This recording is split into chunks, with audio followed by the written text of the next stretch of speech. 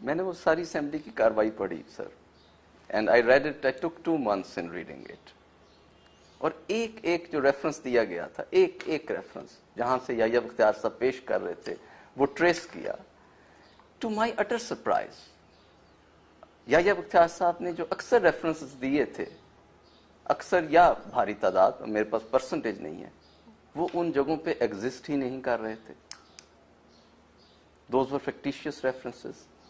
ये हुआ ही करते हैं, दिन रात होता है। याह्या बख्तियार बेवकूफ आदमी था, बिल्कुल जाहिल, और उसको तो जो नीचे लिख के दे दिया वो उसने कह दिया। देखो ये तो मजहबी बहसें हैं ना, तो हमेशा से चलती आई हैं, इनमें कोई नहीं, लेकिन जो रेफरेंसेस थे उसमें अक्सर जगह पे तो वो बात ही नहीं होती थी जो वो कह रहे थे। Quite possible. और कई बार असेंबली में ये पॉइंट आउट किया गया, even speaker lost temper many times.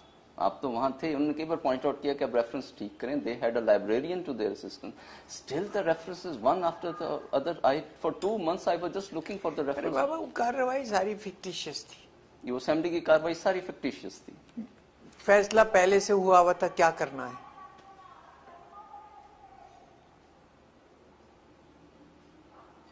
So there was no need to bother. There was no need to bother.